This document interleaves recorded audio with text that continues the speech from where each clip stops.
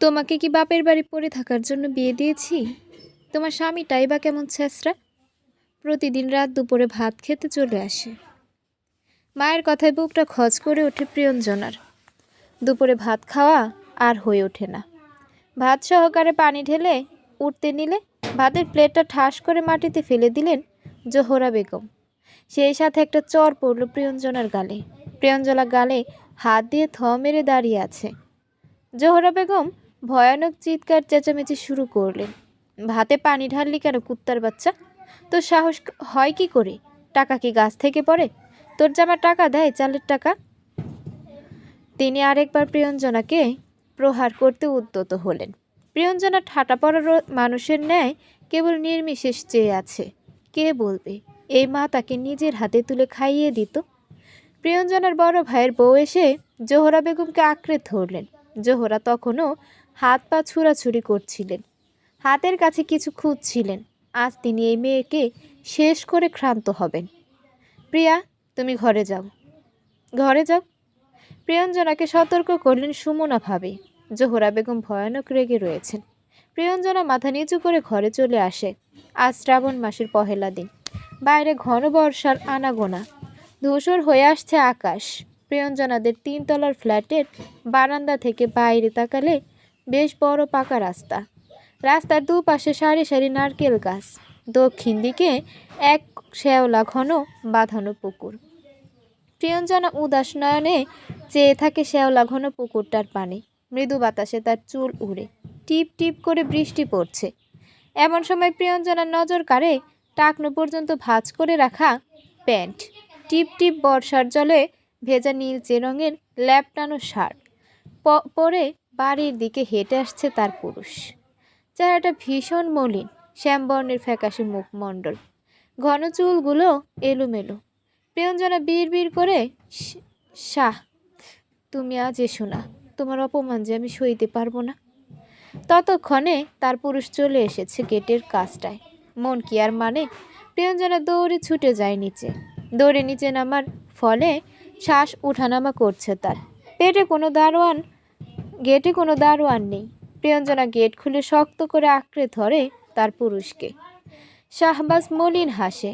ভেজা ঠোঁটে একখানা চুমু খায় প্রিয়ঞ্জনার গালে, কপালে। ছাড়ো প্রিয়ঞ্জনা, ভিজে যাবে, ভিজতে দিন। কল্পনার তুমি বলে ডাকলেও বাস্তবে আপনি বলেই নিজের পুরুষকে সম্বোধন করে প্রিয়ঞ্জনা। শাহবাজ চোখ বুঝে উপলব্ধি করে বুকের ফাঁকা স্থানটায় কমল ফুটছে। হাহাকার করা হৃদয়টা হাসছে আপন মনে। ভালোবাসার মানুষকে জড়িয়ে ধরলে বুঝি এত শান্তি, এত সুখ। টিপ টিপ বর্ষা এখন দাপটে রূপ নিচ্ছে, তবে তারা যে ভিন্ন জগতে। রিকশার হর্নের শব্দে ধ্যান ভাঙে, হুঁশ ফিরে তাদের। তড়িঘড়ি করে ভেতরে প্রবেশ করে দুজনে। প্রিয়ঞ্জনার বাম হাতে শাহবাজের ডান হাত। বাইরে শুরু হয়েছে প্রবল বর্ষা। সিঁড়ি বেয়ে উপরে ওঠার সময় নীরবতা ভাঙে প্রিয়ঞ্জনা। শাহ, এরা কি বলেছে? কেস করবে? তাই মনে হচ্ছে। কোটি কোটি টাকার ব্যাপার প্রিয়ঞ্জনা, এমনি তো আর ছেড়ে দেবে না। আপনার দোষ কোথায় শাহ? ওরা কেন আপনাকে ফাঁসাচ্ছে? আমার সরলতা, আমার অন্ধবিশ্বাসের ফল আমি পাচ্ছি। অসহায় কণ্ঠ শাহবাজের। একতলা শেষ হলে একটা খালি জায়গা পড়ে। পাশের দেয়ালে ছোট্ট একটি জানালা। জায়গাটা ভিজে আছে। বৃষ্টির পানি জানালা দিয়ে ছিটকে পড়ে। স্থানটা ভিজে আছে। সেখানে থামে শাহবাজ, থামায় নিজের অর্ধাঙ্গিনীকেও। কি ছিল শাহ? প্রিয়ঞ্জনার চোখে চোখ রাখে শাহবাজ। অতিরিক্ত ফর্সা এই মেয়েটার গাল দুটো লাল বর্ণ ধারণ করেছে। ঠান্ডা লাগবে নিশ্চিত। ডাগার ডগর চোখ দুটো স্থির শাহবাজের চোখে। কপালে ছড়িয়ে ছিটিয়ে থাকা এলোমেলো চুলগুলো কানে গুঁজে দিয়ে শাহবাজ নিজের ভারী পুরুষালী কণ্ঠে বলে, আমাকে তুমি বিশ্বাস করো তো প্রিয়ঞ্জনা? নিজের চাইতেও বেশি।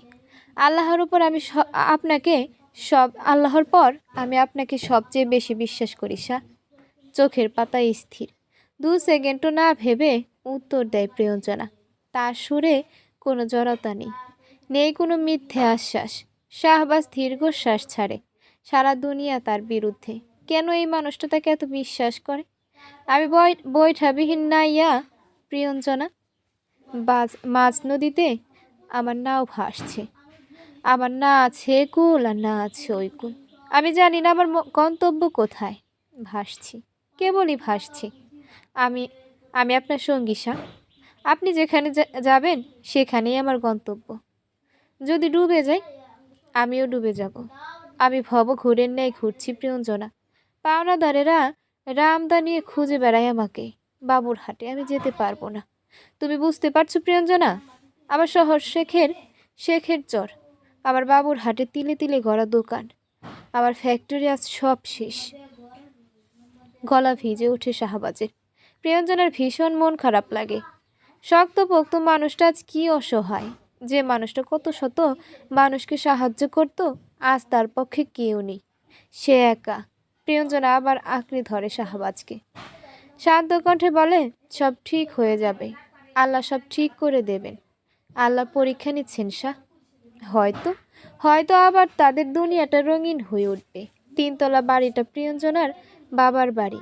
নিচে 2 তলা ভাড়া দেওয়া। 3 তলায় তারা থাকে। প্রিয়ঞ্জনার বাবা মা, বড় ভাই প্রীতম, ভাবি সুমনা, ছোট যমজ 2 বোন প্রাপ্তি, প্রীতি।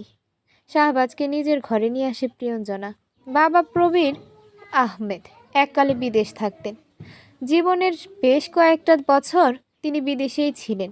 মায়ের কাছেই বড় হয়ে উঠেছে প্রীতম আর প্রিয়ঞ্জনা। বাবার আদর পেয়েছে, তবে কম। প্রাপ্তি, প্রীতি আবার বাবার আদর পেয়েছে, এখনও পাচ্ছে। জোহরা বহু কষ্টে এই 3 তলা বাড়ি দাঁড় করিয়েছেন। স্বামী তো সেই টাকা দিয়েই কার্য শেষ।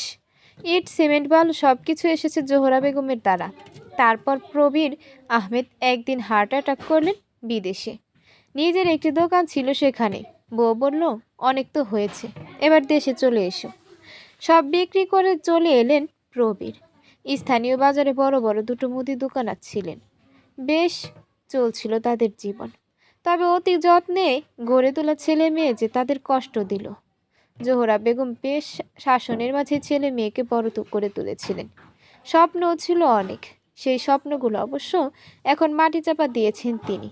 একবার যে আশা ভেঙে যায়, দ্বিতীয়বার সে আশায় বুক বাঁধতে চায় না কেউই। কষ্টটা যে দ্বিতীয়বার সহ্য করা যায় না। দুপুর গড়িয়ে বিকেল ছুঁইছি।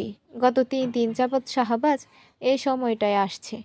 প্রিয়ঞ্জনা বুঝতে পারে ক্ষুধার কারণে ছুটে আসে তার শাহ। মানুষটা একদম ক্ষুধা সহ্য করতে পারে না। ভব ঘুরে হয়ে লুকিয়ে লুকিয়ে থাকছে। হাতে হয়তো তেমন টাকাও নেই।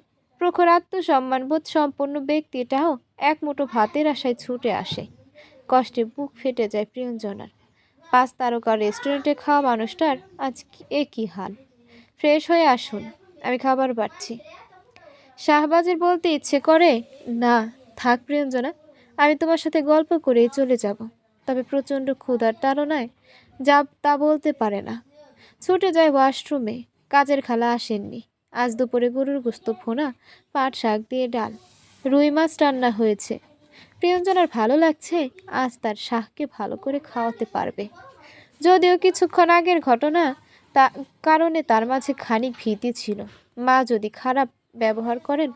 জোহরা ঘরে ঘুমাচ্ছেন, প্রবীর দোকানে, প্রাপ্তি, প্রীতি স্কুলে, আর প্রীতম কলেজে। সে কলেজে শিক্ষকতা করে। ডাইনিং টেবিলে কোনো খাবার নেই। রান্নাঘরে ছুটে যায় প্রিয়ঞ্জনা। পাতিলে কোনো খাবার নেই। উদ্ভ্রান্ত হয়ে যায় সে। ডিপ ফ্রিজ সহ 2 ফ্রিজে তালা দেওয়া। রান্নাঘরের সেলফগুলোতেও তালা দেওয়া। নিশ্চয়ই মা করেছেন এটি। প্রিয়ঞ্জনা তড়িঘড়ি করে ছুটে যায় সুমনা ভাবির ঘরে।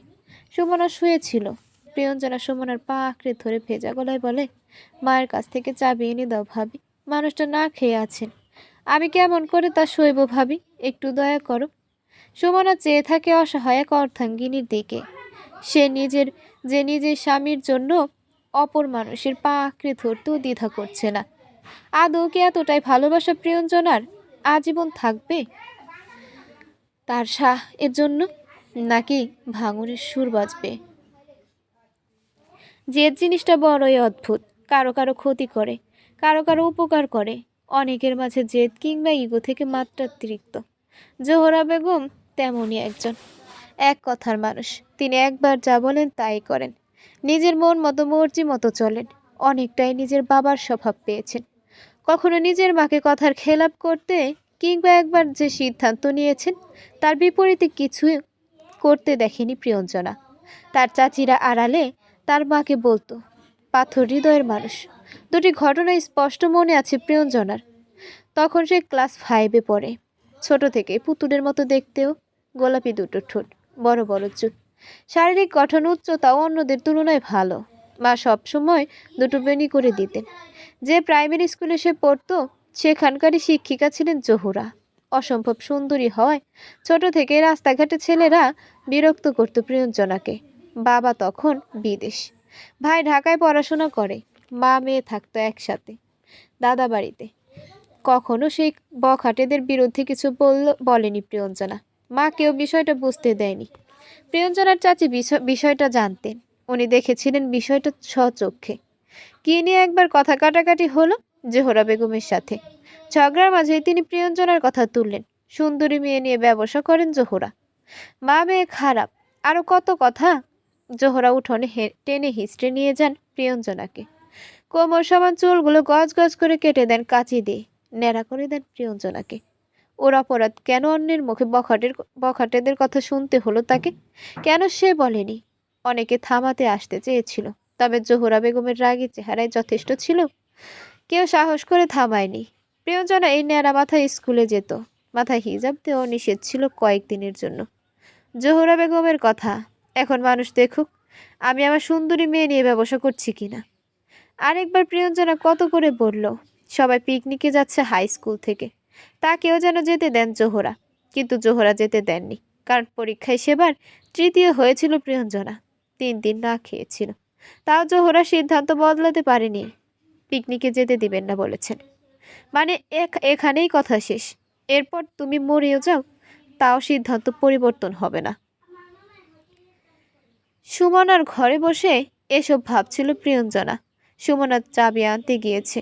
বাইরে বৃষ্টি কমেছে কিছুটা, তবে আকাশ হয়ে আছে আধার কালো। শীত শীত আবহাওয়া বিরাজমান। রাতে বোধহয় বেশ বৃষ্টি হবে। সুমনা চাবি এনে দেয় প্রিয়ঞ্জনার হাতে। প্রিয়ঞ্জনার চোখে কৃতজ্ঞতা। সুমনা শান্ত কণ্ঠে বলে, মা বলেছেন ভাত আর ডিম ভাজি করে দিতে। কেন ভাবি, 3 পদ তরকারি ছেড়ে আমি কেন ডিম ভাজি করে দেব? সুমনা দীর্ঘশ্বাস ফেলে। অনার্স পাশ করেছ প্রিয়া, একটু ম্যাচিওর হও। মা যে শাহবাজ ভাইয়ের আনাগোনা পছন্দ করে না এটা আমরা সবাই জানি। তাছাড়া তোমার বাবা ভাইও কিন্তু ওনাকে এখন ভালো চোখে দেখে না। মানিব্যাগটা যখন ভারী ছিল তখন সবাই ভালো চোখেই দেখতো। এখন মানিব্যাগ ফাঁকা তো, তাই আর ভালো চোখে দেখে না। পুরুষের সম্মান অনেকটা মানিব্যাগেই আটকা প্রিয়া। এই কথাটা শুনতে খারাপ লাগলো, এটাই নিষ্ঠুর বাস্তবতা। আর বিয়েটা কিন্তু হয়েছিল মায়ের ইচ্ছার বিরুদ্ধে। তিনি হয়তো মুখে মেনে নিয়েছেন, মন থেকে এখনো মানতে পারেনি। তুমি তাদের মেয়ে, থাকতে এসেছো থাকতে পারো, তবে শাহবাজ ভাই। সুমনা থামে। একজন স্ত্রীর কাছে স্বামীর মন্দ দিকটা তুলে ধরতে মন সায় দেয় না তার। প্রিয়ঞ্জনা নিজ শব্দে রান্নাঘরে চলে আসে। তার শাহকে সে তো চেনে। এত কর্মঠ নিষ্ঠাবান মানুষটা কখনো কারো প্রতি অন্যায় করবে বলে মনে হয় না তার। ডিম ভাজতে ভাজতে চোখ দিয়ে না চাইতেও অশ্রু গড়ায় অসহায় এক অর্ধাঙ্গিনী। মা এক তুচ্ছ ঘটনার কারণে শাহবাজকে মন থেকে মেনে নেননি। সেই ঘটনার পেছনে শাহবাজের কোনো দোষ নেই। এক প্রকার মায়ের পরিবারের বিরুদ্ধে গিয়েই বিয়ে করেছে প্রিয়ঞ্জনা। মাঝখানে অবশ্য সবাই তাদের মেনে নিয়েছিল। শাহবাজ যখন হাত ভরে আনতো বাজারের সেরা মিষ্টিটা, সেরা ফলটা যখন আনতো, তখন সবাই ভালো ব্যবহারই করতো। আর আজ শাহবাগ শুয়ে আছে প্রিয়ঞ্জনার খাটে। মাথায় ঘুরপাক খাচ্ছে হাজারো চিন্তা। নিজের 2 চাচা এবং চাচাতো 3 ভাইকে অনেক বিশ্বাস করত শাহবাজ। বাবা মায়ের আদর কখনো তেমন ভাবে পায়নি সে। তার বয়স যখন 7, তখন বাবা মা আলাদা হয়ে যায়। তার বাবা ছিলেন শেখেরচরের প্রসিদ্ধ এক কাপড় ব্যবসায়ী। তখন ব্যবসায় মন্দা চলছিল। ভালোবেসে বিয়ে করলেও স্বামীর দুঃসময়ে পাশে থাকেননি শাহবাজের মা। তার বরাবরই বাবার এক বন্ধুর সাথে পালিয়ে যান। বাবা সাময়িক কষ্ট পেয়েছিলেন, তবে নতুন বিয়ে, সংসার, আবার ব্যবসায়ে ভালো পরিস্থিতিতে তিনি প্রথম স্ত্রীকে প্রায় ভুলেই যান। বাবাও ভালো ছিলেন নিজের সংসার নিয়ে, আর মাও ভালো ছিলেন। মাঝখানে জীবন থেমে যায় এক শিশুর। দুরন্ত ছেলেটা চুপচাপ হয়ে যায়। সৎ মা তেমন হেও করতেন না, আবার তেমন আদরও করতেন না। নিজের ছেলেকে নিয়েই থাকতেন। বাবা শাহাদাত চৌধুরী ছিলেন ব্যস্ত মানুষ। ছেলেকে দেখার সময় কোথায় তার? একা একা নিভৃতে কখন যেন বড় হয়ে যায় শাহবাজ। হাই স্কুল শেষ করে বাড়ি থেকে দূরে সরিয়ে নেয় নিজেকে। ঢাকা নটরডেম কলেজে চান্স পায়। নিজেকে দূরে সরিয়ে নেওয়ার কারণও ছিল অবশ্য, কারণ বাবা বিবাহিত এক নারীকে ঘরে তুলেছিলেন। স্ত্রী থাকার পরও এরকম কাজ সত্যিই মানা যায় না। নিজের চোখের সামনে দুই সৎ মায়ের ঝগড়া বিবাদ বেশ লজ্জায় ফেলত তাকে। অনেকটা বাধ্য হয়ে নিজেকে দূরে সরিয়ে নেয় শাহবাজ। তারপর ঢাকা বিশ্ববিদ্যালয়ে পদার্থবিজ্ঞানে পড়ার সুযোগ করে দিলেন আল্লাহ তাআলা। ভেবেছিল এক চাকরি করে জীবন পার করে দেবে, কখনো আর ফিরে যাবে না সে বাসায়। শাহাদাত চরিত্রের দিক দিয়ে খারাপ হলেও নিজের সন্তানদের ঠিকই ভালোবাসতেন, বিশেষ করে শাহবাজকে। তাই তো শাহবাজের নামে বাবুরহাটে একটি দোকান সহ বেশ কিছু সম্পত্তি লিখে দিয়ে গিয়েছেন। মৃত্যুর আগে কসম দিয়েছেন শাহবাজ যেন ব্যবসা আঁকড়ে থাকে। বাবার কথা ফেলে দেয়নি শাহবাজ। একটি দোকান থেকে দুটো দোকান, একটি কাপড়ের ফ্যাক্টরি করেছিল নিজ প্রচেষ্টা ও শ্রম দিয়ে। তবে আপনজনদের বিশ্বাসঘাতকতার কারণে আজ পথের কাঙাল সে। নিজের বউকে পর্যন্ত রাখতে হচ্ছে বাবার বাসায়। বিপদে মানুষ বেশ ভালো করেই চিনছে শাহবাজ। শুনেছেন? উঠুন। শাহবাজ ঘুমায়নি। হাত কপালের উপর রেখে চোখ বুঝে শুয়েছিল। ভাবছিল নিজের ৩২ বছর জীবনে ঘটে যাওয়া খণ্ড খণ্ড ঘটনাগুলো। এই যে শাহ, উঠুন না। শাহবাজ চোখ মেলে চায়। প্রায় ৪ বছরের সংসার তাদের। বেশ সুখেই তো ছিল তারা। এই পুতুলের মতো মেয়েটা সারাদিন ফ্ল্যাটে ঘুরঘুর করত। এখন ভাগ্য তাদের আলাদা করে দিচ্ছে। আর কে বা আছে শাহবাজের? এই ফুলের মতন বউটা যদি চলে যায়, শাহবাজ তো একেবারে মরে যাবে। শাহবাজকে এক দৃষ্টি দিয়েই থাকতে দেখে প্রিয়ঞ্জনা। আবার প্রশ্ন করে, কি হলো শাহ? চোখ লাল কেন আপনার? জ্বর আসবে মনে হয়। শাহবাজ অন্যদিকে চায়। অর্ধাঙ্গিনীর সামনে কান্না করে তাকে কষ্ট দিতে চাচ্ছে না সে, তাহলে মেয়েটা ভেঙে পড়বে। ভাত, ডিম ভাজি আর শুকনো মরিচ ভাজা এনেছি, খেয়ে নিন। প্রিয়ঞ্জনার হাতে ভাতের প্লেট। ভাতের কথা শুনেই ক্ষুধাটা আবার মাথা চাড়া দিয়ে ওঠে। হাত ধুয়ে ভাত খেতে বসে শাহ। বেশ খিদে পেয়েছে তার। সকালে শুধু 1 কাপ রং চা পান করেছিলেন। সারাদিন ঘুরে বেরিয়েছে যাযাবরের মতো। জমি বিক্রির চেষ্টা করছে, দেখা যাক কি হয়। গাপুস গুপুস করে খাচ্ছে শাহবাজ। প্রিয়ঞ্জনা এক নজরে চেয়ে আছে তার পুরুষের পানে। উজ্জ্বল শ্যামবর্ণ সুঠাম দেহ, বানানসই উচ্চতা, খাড়া নাক। একজন আদর্শ পুরুষ যেমন হয়, তার শাহ ঠিক তেমনই। খাওয়া থামায় শাহবাজ।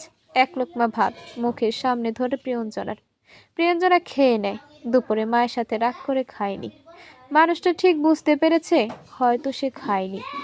এমন সময় তার ঘরের দরজায় ঠক ঠক আওয়াজ হয়। দরজা আটকে এসেছিল প্রিয়ঞ্জনা। অজানা আশঙ্কায় ভেতর কেঁপে ওঠে তার।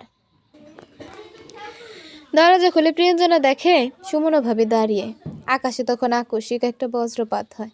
চমকে ওঠে প্রিয়ঞ্জনা। শাহবাজ ভাইকে বাবা ডাকছেন। উনি তো খাচ্ছেন ভাবি। খাওয়া শেষ হলে ভাইয়াকে নিয়ে ড্রয়িং রুমে আসো, তোমার বাবা ভাই কথা বলবেন। সুমনা চলে যায়। প্রিয়ঞ্জনা পিছন ঘুরে যায়। শাহবাজের খাওয়া শেষ।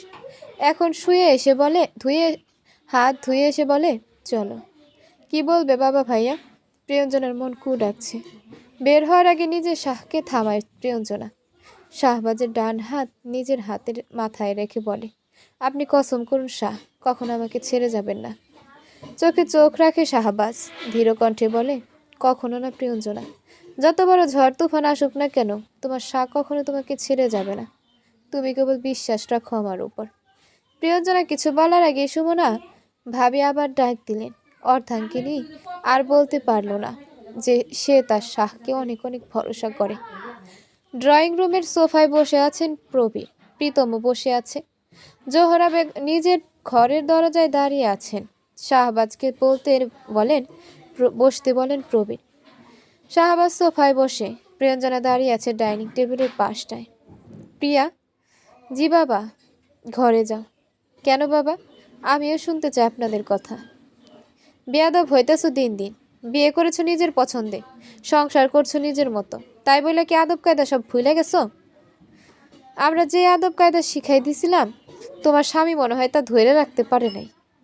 বাবা, আপনি এভাবে কথা বলছেন কেন? নিজের স্বামীর ভালো মন্দ দেখার অধিকার কি আমার নাই? বৌমা, এই ফাজিল রে ঘরে নিয়ে যাও তোমা।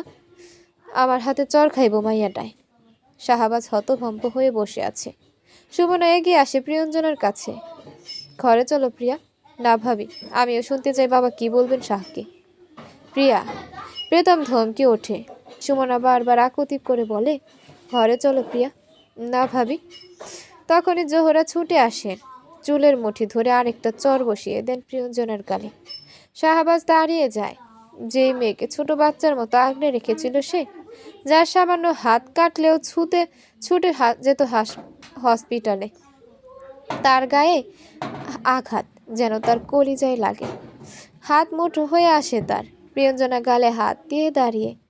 জোহরা বেগমের মুখে যা ভাসছে তাই তিনি বলে চললেন, অনেক হয়েছে মা, আপনি আমার সামনে আমার স্ত্রীর গায়ে হাত তুলতে পারেন না। শাহবাজের তেজ প্রখর হয়।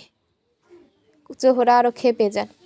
সুমনা এক প্রকার টেনেই প্রিয়ঞ্জনাকে ঘরে নিয়ে যায়। এমন সময় প্রীতি প্রাপ্তিক স্কুল থেকে ফিরে আসে। তাদের ঘরে যেতে যেতে বলে প্রীতম। জোহরা উচ্চ কণ্ঠে বলেছেন, তোমার মুখে আমাকে খবরদার মা ডাকবা না। একটা দুশ্চরিত্র লম্পটের সন্তান আর কেমনই বা হইব। অন্যের স্ত্রী ভাগায় নিয়ে বিয়ে করছে তোমার বাপ। আমাকে তুমি স্ত্রী দেখাতে আসছো? আমার মেয়ের আমি তোমার ঘরে আর দেব না। প্রীতমকে ইশারা করেন Prabir. Zohra high blood pressure, বেশি চিৎকার চেঁচামেচি করলে শরীর খারাপ করবে। প্রীতম মাকে বলে, আম্মা আপনি শান্ত হন, ঘরে যান, আমরা কথা বলতেছি তো। এই এক মাইয়া মাইয়া কইরা আমার জীবন গেল। কাল নাগিনী জন্ম দিছি আমি। মায়ের দুঃখ বুঝলো না। এক লম্পটের ঘরে বাটপাড়ের নেশায় পড়ছে। বাপ মা চিনল না। জোহরাকে ঘরে দিয়ে আসে প্রীতম। সেই সাথে দরজা বাইরে থেকে আটকে দেয়। শাহবাজের আত্মসম্মানে আঘাত লাগে প্রখর। মানুষের জীবনের কিছু কিছু সময় আসে, সে বুঝতে পারে তার সাথে অন্যায় হচ্ছে, তার প্রিয়জনদের সাথে অন্যায় হচ্ছে, তবে তার করার কিছুই থাকে না। আঘাত আঘাতে ভিতরটা জর্জরিত হয়ে গেলেও মানুষকে ভান করতে হয় নির্জীব জড়বস্তুর মতো। শাহবাজের সেই কঠিন সময়টাই চলছে। সে বরাবরই শান্ত মাথার মানুষ। কঠিন থেকে কঠিন পরিস্থিতিও সে শান্তভাবে সামলাচ্ছে। আজ সব অগোছালো লাগছে। প্রিয় মানুষটির গায়ে আঘাত হতে দেখে রাগে ভিতরটা উঠছে বারবার, ফুসে উঠছে বারবার। উপর দিয়ে সে শান্ত হয়, হতভম্ব। সে জানে প্রতিক্রিয়া করে কোনো লাভ কি। পরিস্থিতি তার অনুকূলে নেই।